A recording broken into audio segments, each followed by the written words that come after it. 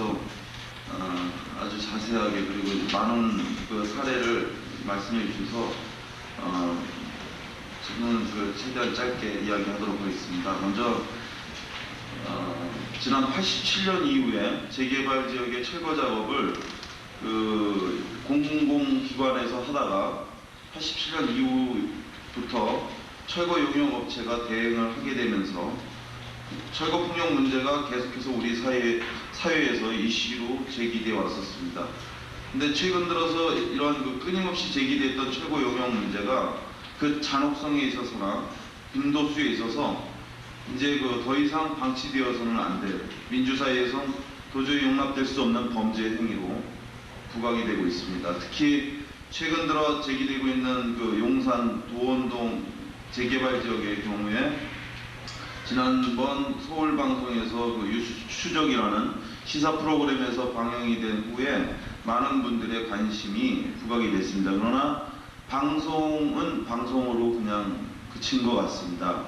시민들이나 여러분들도 많은 분들이, 그리고 그 방송에는 이면에 다른 이미지가 있는 것 같아요. 뭐냐면 철거민과 철거민들의 행동, 이런 데서도 폭력을 유발하고 뭔가 이유가 있다라는 프로그램 자체도 굉장히 부담이 있다 보니까 그런 식으로 흐르는 것 같은데, 이것이 국민들에게, 시민들에게 뭔가 개선을 해야 되겠다라는 그런 것을 느끼기보다 그냥 불쌍하다, 안타깝다, 이런 거, 그러나 대안은 없다. 철거민들이 무리한 요구를 하고 있고, 이런 상태에서 이런 문제는 어쩔 수 없지, 이런 프로그램 자체에서도 그런 느낌이 있었지만 실제로 많은 사람들이 그렇게 생각하고 있다는 느낌이 들었습니다. 근데 이러한 서울 한복판에서 계속해서 이렇게 심각한 사태가 방치되고 저장될 수 있다는 것은 도저히 용납될 수 없는 것이고, 특히 지난 97년 7월 달에 있었던 전농동에서의 주부 박순덕 씨 사망 사건을 비롯해서 각 지역에서 발생했던 주부들에 대한 성추행, 그리고 노약자들에 대한 폭력, 이런 것들에 대해서 이제는 더 이상 방치해서는 안 된다는 생각을 했습니다. 그리고 이러한 철거 폭력의 중심에는 이른바 적준용역이라고 하는 철거 용역 업체가 늘 대명사처럼 존재해 왔습니다. 98년 1월달 당시에 적준용역이 현재 다원건설 또는 다원환경이라는 이름으로 명칭을 변경하고 대표이사를 바꾸기도 했는데, 이러한 적준은 지금 현재 서울 지역에서 진행되고 있는 34개 철거 지역에서 절반에 해당하는 17개 지역에 철거를 하고 있습니다.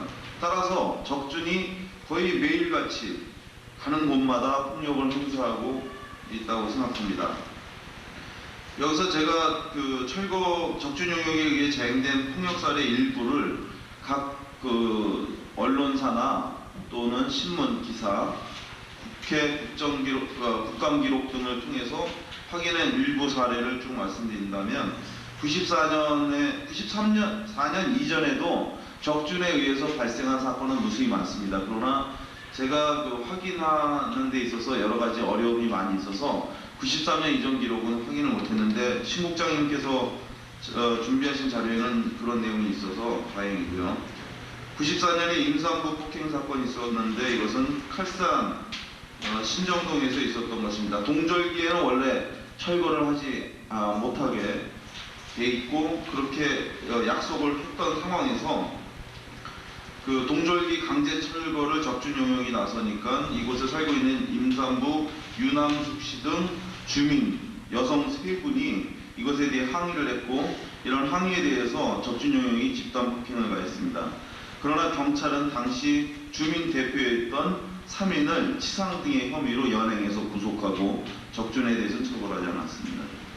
그 후에 주민 집단 폭행 사건이 행당 이동 화왕 2-1지구에서 또 있었고, 94년 5월 10일 날에는 청량 일동 재개발 지역 가수용 단지에서 적준 용역의 용역원 6명이 술에 취한 채 핵칼과 색파이프 등을 들고 귀철 중인 주민과 충돌해서 주민 9명이 부상을 당했던 사건이었습니다. 95년도에는 손도끼 등 흉기를 동원한 철거민 집단 폭행이 화왕 1-3지구에서 있었는데, 이때 당시에 처음으로 각 언론사, 신문사에 완전히 아까 신국장이 말씀하신 것처럼 벗고 팬티만 입은 채로 거구의 남자들이 주부들 앞에서 행패를 부리는, 이게 각 언론사에 일제히 실려서 처음으로 아마 가장 크게 사회적 문제가 됐던 계기가 아니었는가 생각을 합니다.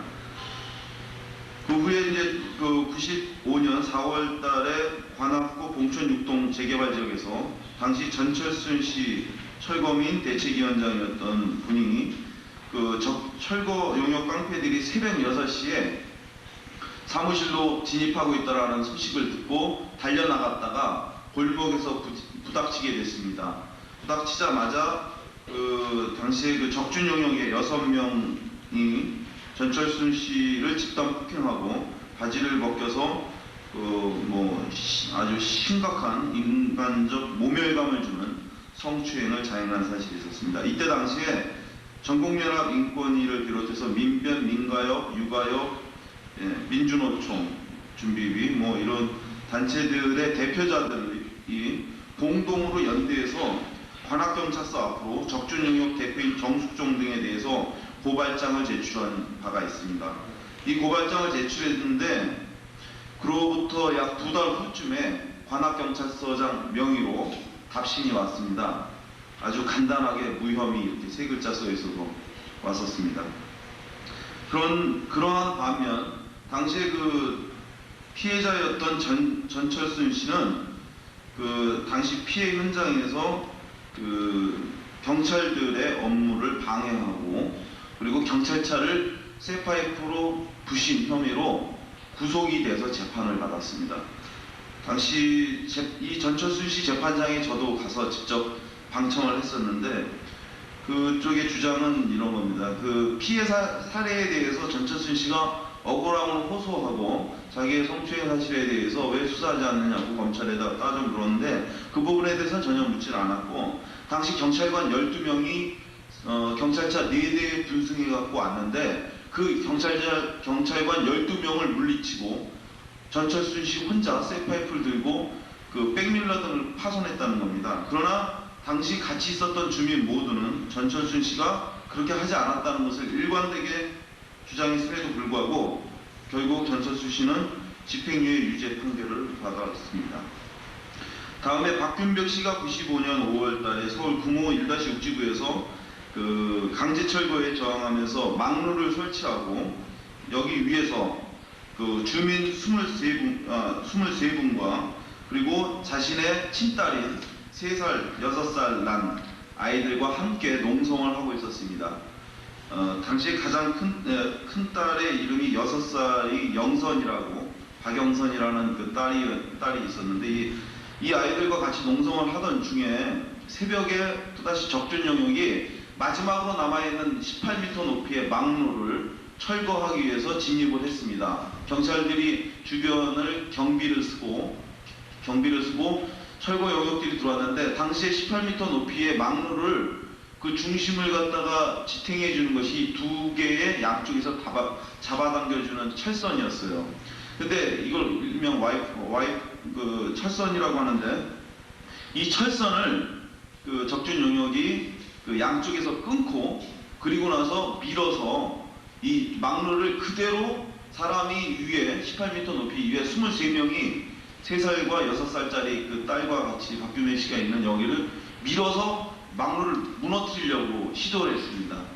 이에 이제 박균백 씨가 자기의 2딸이 위험해지고 있고, 그리고 사람이 죽을 수 있다는 것 때문에 밑에다가 즉각 중단해달라고, 망루를 밀어붙이는 것을 중단해달라고 호소했는데도 불구하고 계속해서 적준 용역은 망루를 밀어붙여서 거의 이거 이제 무너지게 되는 상황이 있었어요. 그래서 이때 박균백 씨가 몸에 신라를 뿌리고 즉각 중단하지 않으면 분신하겠다라고 외쳤습니다. 그런데도 계속해서 적준 용역에서 이제 망루를 무너뜨리려고 하니까 몸에 불을 붙이고 분신해서 투신한 이런 일이 있었습니다.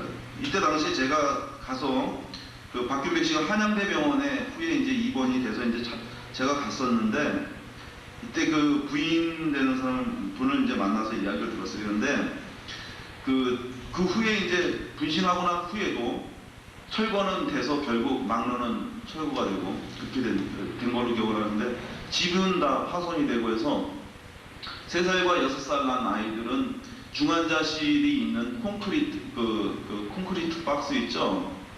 컨셉 박스 그 안에서 이제 살고 있었고 3살 된 그 딸 아이는 진영인데 그 아이는 남자 어른만 보면 경기를 일으킨다고 했습니다. 그때 당시에 남자 어른만 보면 경기를 일으키고 그리고 6살 난 아이는 그 밥도 먹지 않고 밥도 잘 먹지 않고 그냥 이렇게 그래서 그 아이들을 보면서 그 정말 왜 그날 새벽에 그 아저씨들이 자신들한테 돌을 던지고 자신의 사랑하는 아빠가 왜 그 망루 위에서 불을 붙이고 투신할 수밖에 없었는지 3살, 6살 그 난 아이들이 그것을 어떻게 이해할 수 있는지 이런 부분 때문에 많이 가슴이 아팠습니다.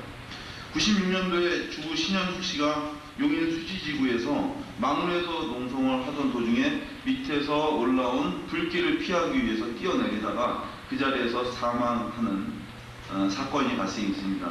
이때 당시 같이 뛰어내리던 남편은 뛰어내려갖고 그 머리를 심하게 부상을 당하고 다른 분들도 많이 부상을 당했는데 적준 용역은 떨어져서 부상당한 사람들조차도 그 집단 폭행을 가했고 이 중에 일부 주민들은 경찰에 의해서 구속이 된 일이 있었습니다. 그러나 이때 당시도 마찬가지로 적주는 처벌되지 않은 걸로 알고 있습니다.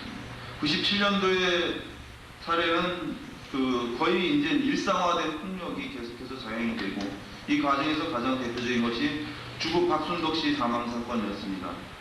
전농동에서 강제철거에 저항하면서 망루에 농성하던 철거민들이 망루 밑에 적준 철거 용역이 이불과 폐타이어 등을 놓고 그 우유곽에다가 석유를 담아서 불을 붙여놓고 그 폐타이어와 이불 위에다가 계속해서 석유를 갖다 들이붓고 이 불로 인해서 망루가 달궈지고 뜨거워지면서 2층에 있던 석유통이 녹아서 플라스틱 통이 녹아서 불길이 갑자기 삽시간에 커진 걸로 저는 그렇게 알고 있고요. 그래서 결국은 불이 붙어서 그야말로 살기 위해서 올라갔던 망루 위에서 살기 위해서 다시 목숨을 걸고 뛰어내리게 됩니다. 그러나 불행하게도 이 과정에서 주부 박순덕 씨는 사망을 하게 됩니다. 사망한 후에 그 남편 되시는 분들과 전농동의 주민들은 한 번도 시도를 안 해봤어요.